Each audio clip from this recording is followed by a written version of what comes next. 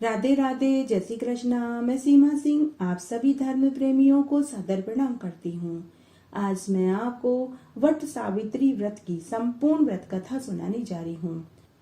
मद्र देश के राजा का नाम अशुपति व उनकी रूपवती गुणवती पतिव्रता रानी का नाम मालती था। वह राजा अशुपति बड़ा ही धार्मिक, सत्यवक्ता और जितेंद्रिय था। वह अपनी प्रजा का पालन अपने पुत्र के समान ही करता था। धर्मों का पालन करने वाली उसकी रानी ऐसी शोभा पाती थी जैसे भगवान विष्णु के साथ माता लक्ष्मी शोभा पाती हैं। राजा रानी के विवाह को अनेक बरस बीत गए थे, लेकिन उन्हें संतान सुख की प्राप्ति नहीं हुई। तब रानी मालती ने संतान प्राप्ति के लिए मुनि वशिष्ठ की आज्ञा से भगवती सावित्री की आराधना करने लगी। तो राजा अशुपति संतान के लिए परमित भोजन, ब्रह्मचार्य व्रतों का पालन करते हुए इंद्रियों को वश में रखकर 1,00,000 आहुति सावित्री मंत्र की देने लगे। तब एक दिन आकाशवाणी हुई कि हे राजन, तू 10,00,000 गायत्री मंत्र का जाप कर, इससे तेरे 3 जन्मों के पापों का क्षय हो जाएगा। तब राजा अशुपति ने कठोर तपस्या करी। इससे देवी सावित्री प्रसन्न हो गई और प्रकट होकर राजा से बोली कि हे राजन, मैं तेरे ब्रह्मचार्य, शुद्धता, नियम, इंद्रिय दमन, समर्पण से प्रसन्न हुई। तू कोई वरदान मांग ले। तब राजा ने संतान का वरदान मांगा। तब देवी सावित्री ने राजा से कहा कि हे राजन, तेरी रानी पुत्री की कामना रखती है और तू पुत्र की, इसलिए मैं तुझे वरदान देती हूँ कि पहले तेरे पुत्री होगी और फिर पुत्र होंगे। ऐसा कहकर देवी सावित्री अंतर्ध्यान हो गई। उसके बाद राजा को एक पुत्री हुई। कन्या का नाम सावित्री रखा गया। वह कन्या इस तरह बढ़ने लगी जैसे शुक्ल पक्ष का चंद्रमा बढ़ता है। उस कन्या में इतना तेज था कि कोई भी राजकुमार उसे वरण करने नहीं आया। राजा अशुपति अपनी कन्या को देखकर चिंतित होने लगे कि कोई भी राजकुमार मेरी कन्या को वरण करने क्यों नहीं आता। तब एक दिन राजा अशुपति अपनी कन्या सावित्री से बोले कि हे पुत्री, अब तुम्हारे कन्यादान का समय आ गया है, लेकिन मैं तुम्हारे योग्य वर ढूंढने में असमर्थ हूँ। इसलिए हे पुत्री, अपने गुणों के समान पति की खोज करो। तुम जैसा चाहती हो वैसा पति का चुनाव तुम करो। तुम जिसे अपने लिए पति का वरण करोगी, मैं उसी के साथ तुम्हारा विवाह करवा दूंगा। हे पुत्री, तुम अभी रथ में बैठकर वयोवृद्ध मंत्रियों के साथ पति की खोज में जाओ। तब आंखें नीचे किए हाथ जोड़कर सावित्री खड़ी होकर अपने पिता के वचन सुनती रही। पिता की आज्ञा लेकर रथ में बैठकर वयोवृद्ध मंत्रियों के साथ तीर्थ पे चली गई। इस तरह समय व्यतीत होने लगा। तब सावित्री सभी तीर्थों में जाकर सभी आश्रमों में ऋषि महात्माओं और संतों के दर्शन करके उनसे आशीर्वाद लेने लगी। तब एक दिन नारद मुनि राजा अशुपति से मिलने उनके महल में आए। ठीक उसी समय राजकन्या सावित्री भी वयोवृद्ध मंत्रियों के साथ सभी तीर्थों और आश्रमों में जाकर महल में लौट आई।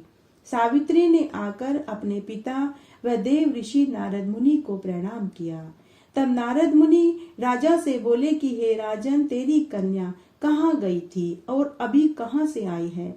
तुमने अभी तक इसका विवाह क्यों नहीं किया? तब राजा अशुपति ने नारद मुनि से कहा कि हे देव ऋषि नारद जी, मैंने इसे जिस कार्य के लिए इसे भेजा था वह आप खुद सावित्री के मुख से सुनिए।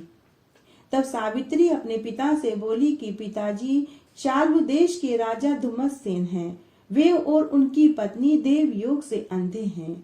उनका राज्य उनके पड़ोसी राजा ने उनसे छीन लिया है। उनका एक पुत्र है जिसका नाम सत्यवान है। मैंने उसे ही पति रूप में वरण किया है। अभी वे लोग वन में एक आश्रम में रहकर अपना समय बिता रहे हैं। तब नारद मुनि ने राजा अशुपति से कहा कि हे राजन, सत्यवान के माता पिता सदैव सत्य बोलते हैं, इसीलिए उन्होंने अपने पुत्र का नाम सत्यवान रखा है। इस बालक को अश्वों से बहुत अधिक प्रेम है। यह मिट्टी के बहुत सुंदर सुंदर अश्व बनाता था, इसीलिए उसका दूसरा नाम चित्राश्व है।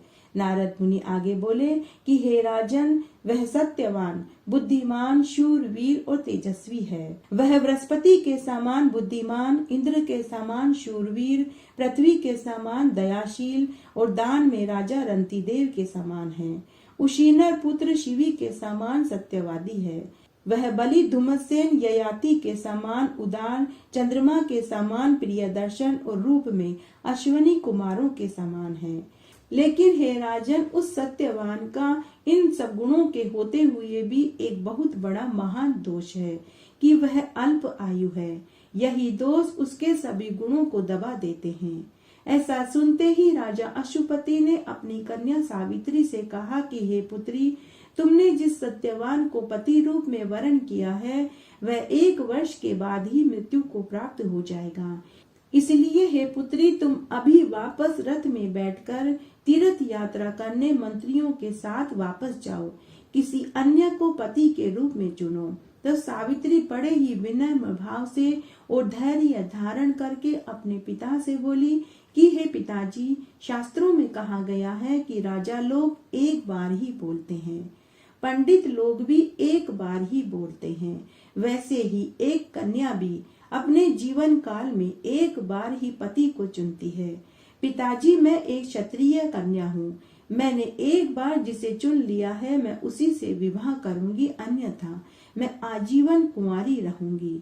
तब नारद मुनि राजा अशुपति से बोले कि हे राजन, सत्यवान के संबंध में सावित्री का वचन अटल है, इसे अब नहीं बदला जा सकता। इसलिए हे राजन, तुम अपनी कन्या का विवाह सत्यवान से करा दो।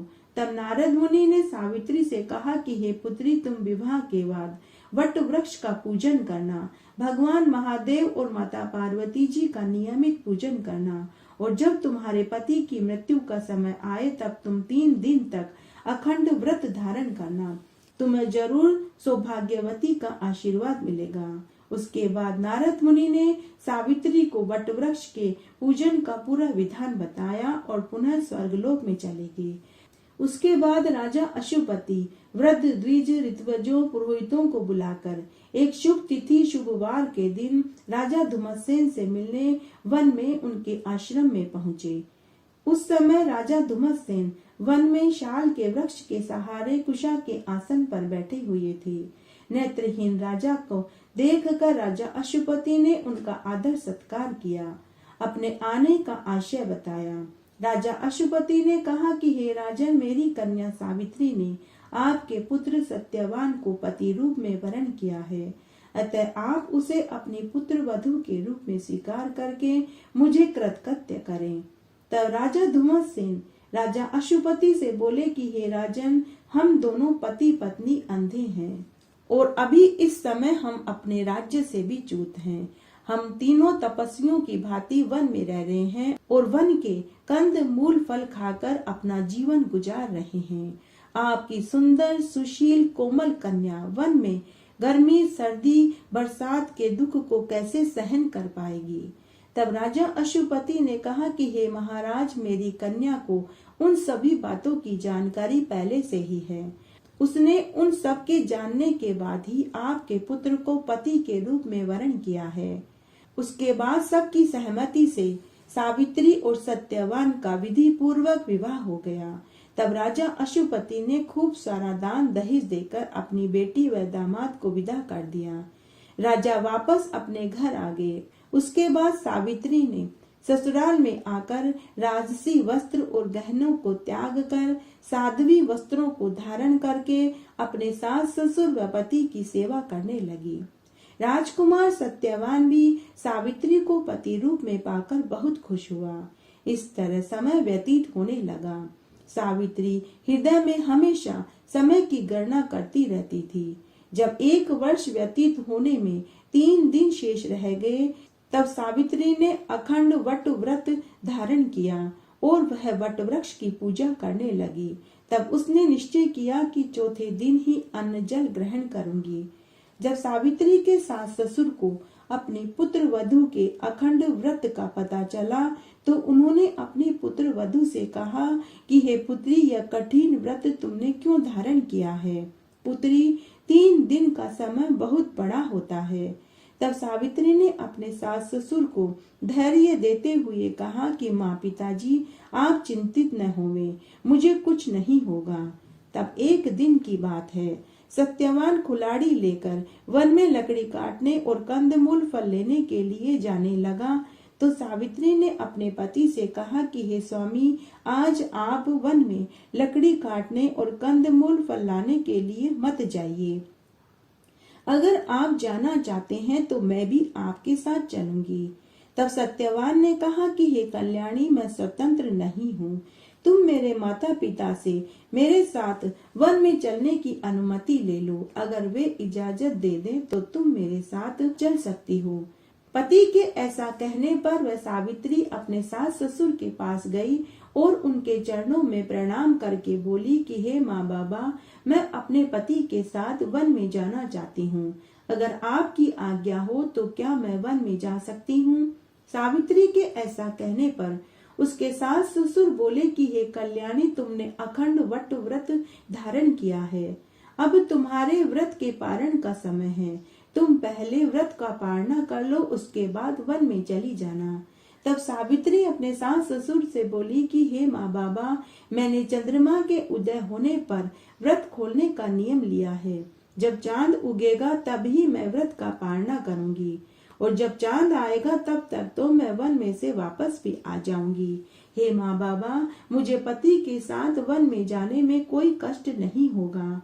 तब सावित्री के सास ससुर ने उसे वन में जाने की इजाजत दे दी। उसके बाद सावित्री अपने पति के साथ वन में आ गई। तब सत्यवान ने वन में से कंदमूल फल एकत्र किए तथा लकड़ियां काट कर गट्ठर बनाया। तभी सत्यवान के सिर में असहनीय दर्द होने लगा। सत्यवान ने सावित्री से कहा कि हे भद्रे, शूल के समान कांटों से मेरा सिर फटा जा रहा है। तभी सावित्री ने देखा कि पेड़ के पीछे एक काला नाग जा रहा था। शायद उसी नाग ने सत्यवान को डसा था। जब तक सावित्री समझती बहुत देर हो चुकी थी। सत्यवान सावित्री से बोला कि हे मनस्विनी, मैं तुम्हारी गोद में सिर रखकर सोना चाहता हूँ। तभी सावित्री ने अपने पति के सिर को गोद में लेकर वटवृक्ष के नीचे बैठ गई। तभी वहां कृष्ण पिंगल वर्ण का एक महाभयानक पुरुष आया। सावित्री एक पतिव्रता नारी थी, इसलिए यमदूत उसके पति को यमपुरी में ले जाने में समर्थ नहीं थे। तो स्वयं यमराज सत्यवान की आत्मा को लेने आए थे। तब वह कृष्ण पिंगल पुरुष सत्यवान की दह से अंगुष्ठ मात्र पुरुष को पाश में बांधकर यमपुरी में ले जाने लगे। तो सावित्री भी अपने पति की आत्मा के साथ साथ यमराज के साथ पीछे पीछे चलने लगी। जब यमराज ने पीछे मुड़कर देखा कि सावित्री भी उसके साथ साथ आ रही है, तो यमराज सावित्री से बोले कि हे महाभागे, तुम इस मानव देह में मेरे साथ परलोक में नहीं चल सकती। अगर तुम्हें मेरे साथ चलना है तो पहले तुम्हें इस मानव देह को त्यागना होगा। मृत्यु लोक का कोई भी प्राणी इस पंच भौतिक शरीर में मेरे साथ नहीं चल सकता। हे कल्याणी, तुम बहुत दूर तक मेरे साथ आ गई हो, अब तुम वापस लौट जाओ। तुम्हारा पति मर चुका है, अब वह अपने कर्मों का फल भोगने मेरे साथ जा रहा है। हे भद्रे, तुम अपने घर लौट जाओ और अपने पति का अंतिम संस्कार संपन्न करवाओ। तब सावित्री बोली कि हे धर्मराज जी, आप धर्म का पालन करते हैं और धर्म से ही बरतते हैं। आज आपके दर्शन मुझे निष्फल नहीं हो सकते। हे धर्मराज जी, शास्त्रों में वर्णित है कि मनुष्य को मृत्यु के बाद ही आपके दर्शन होते हैं, लेकिन मेरी तो मृत्यु भी नहीं हुई है, फिर भी मुझे न केवल आपके दर्शन हुए हैं बल्कि मैं आपसे बातें भी कर पा रही हूँ। हे यमराज जी, वेदों के पारगामी तो यहाँ तक कहते हैं कि किसी के साथ 7 पग चल देते हैं तो उसके साथ मित्रता हो जाती है, और इस तरह तो मैं आपके साथ बहुत देर तक पैदल पैदल चल रही हूँ। सावित्री के नीतिपूर्ण वचन सुनकर धर्मराज जी बहुत प्रसन्न हुए। तब धर्मराज जी ने सावित्री से 3 वर मांगने को कहा। तब सावित्री ने यमराज से कहा कि हे यमराज जी, अगर आप वर देना चाहते हैं तो पहला वर यह दीजिए कि मेरे सास ससुर को नेत्रों की ज्योति मिल जाए। दूसरा वर यह दीजिए कि मेरे सास ससुर को उनका खोया हुआ राजपाट पुनः मिल जाए, तथा तीसरा वर यह दीजिए कि मैं अपने पति सत्यवान से 100 पुत्रों की मां बनूं। तब यमराज ने कहा कि तथास्तु, ऐसा ही होगा। उसके बाद यमराज सत्यवान की आत्मा को लेकर पुनः जाने लगा तो सावित्री पुनः यमराज के पीछे पीछे चलने लगी। तब यमराज ने कहा कि हे पतिव्रता नारी, मैं तुम्हें 3 वरदान दे चुका हूँ, अब तुम क्यों मेरे पीछे पीछे आ रही हो? तब सावित्री बोली कि हे धर्मराज जी, आपने मुझे 100 पुत्रों की माँ बनने का वरदान दिया, लेकिन बिना पति के मैं माँ कैसे बनूंगी? आप तो मेरे पति को अपने साथ ही ले जा रहे हैं। तब धर्मराज जी को अपनी गलती का एहसास हुआ। उन्होंने उसी क्षण सत्यवान की दह में उसकी आत्मा को छोड़ दिया। तब सावित्री ने धर्मराज जी को प्रणाम किया, पदक्षिणा करी। तब धर्मराज जी ने सावित्री को सदा सौभाग्यवती रहो, पुत्रवती हो, धनवती हो का आशीर्वाद देकर अंतर्ध्यान हो गए और अपने लोक में चले गए। तभी सावित्री वापस वटवृक्ष के पास आकर अपने पति के सिर को गोद में लेकर बैठ गई। तभी सत्यवान आंखें मलते हुए, अंगड़ाई लेते हुए उठकर खड़ा हो गया और वह सावित्री से बोला कि आज मैं बहुत गहरी नींद में सोया। तो सावित्री बोली कि हे स्वामी, ऐसी नींद तो दुश्मन को भी न आवे। तब थोड़ा याद आते ही सत्यवान सावित्री से बोला कि हे भामिनी, मुझे अभी स्वप्न में धर्मराज जी दिखाई दिए। वो मुझे अपने साथ यमपुरी में ले जा रहे थे। उसके बाद सावित्री ने सत्यवान को पूरी घटना बताई। उधर सूर्य नारायण के अस्त होने पर सत्यवान के माता पिता को अनिष्ट की आशंका हुई तो वे दोनों विलाप करने लगे और बोले कि हे सत्यवान, तुम हम अंधे की लकड़ी हो, तुम कहाँ चले गए? तुम पुत्र लौट आओ। पुत्र, तुम तो कभी इतनी देर तक जंगल में नहीं रहते। इस तरह सत्यवान के माता पिता बेटा बेटा कहकर करुण रुदन करने लगे। तभी सभी आश्रमवासी वहां एकत्र हो गए और उन्होंने सत्यवान के माता पिता को धीरज बंधाया कि आप चिंतित मत होइए, अभी हम वन में जाकर आपके पुत्र और पुत्र वधू को ढूंढ कर लाते हैं। तभी सत्यवान के अंधे माता पिता के नेत्रों की ज्योति आ गई। इस चमत्कार को आश्रम के सभी लोगों ने देखा। तब एक संत ने सत्यवान के माता पिता से कहा कि जैसे आपके आंखों की ज्योति आई है, उससे यह लगता है कि आपका पुत्र और पुत्र वधू भी सुरक्षित हैं। वे भी जरूर आ जाएंगे। अभी संत की बात पूरी ही हुई थी कि तभी सामने से सावित्री व सत्यवान आते हुए दिखाई दिए। दोनों ने आकर अपने माता पिता को प्रणाम किया।